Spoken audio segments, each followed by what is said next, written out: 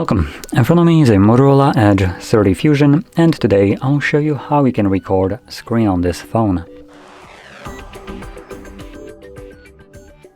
So to get started, pull down your notifications, extend the list, and somewhere between those toggles you will find the screen recording toggle, or however it is named right here. Screen recorder. So once you locate this toggle, you can tap on it and start recording virtually right away, or you can most likely hold it, and this will take you to the settings where you can change some of them if they don't fit your needs. Now it looks like Motorola does set it in a fairly decent way. It's maxed out here in a way, so we only have resolution, which is either 720 or 1080p. Luckily it's set to 1080p.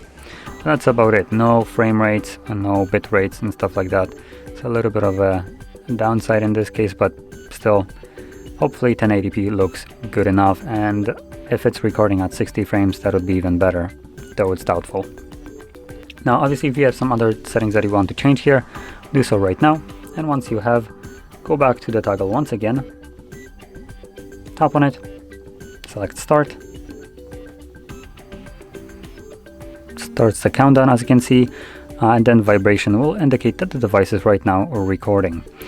So we can open up apps from here, whatever you want to record.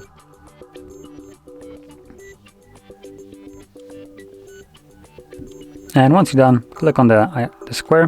But before I do so, I'm going to quickly go over the toggles right here. So we have a pause option. So this will suspend the screen recording.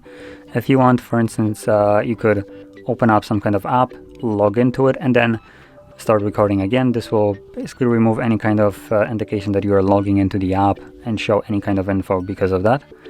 I believe if you were typing in a password while recording, I think it somehow blocks it, though it's something that you might want to check maybe, just to be sure. Now we do have something like a pen, so you can start drawing on your screen. You can do that also while recording, obviously. You can enable microphones, so the phone will record your voice as well, and you can add your selfie camera. You can see right here,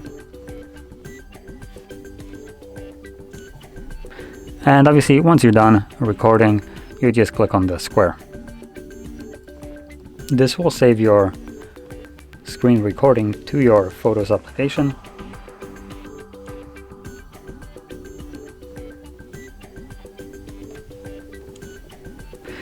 And can navigate into library.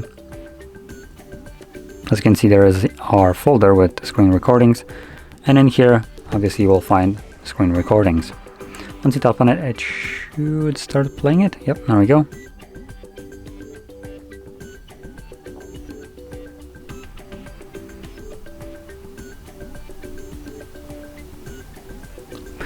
So there we go, that's the screen recording, and if you found this very helpful, don't forget to hit like, subscribe, and thanks for watching.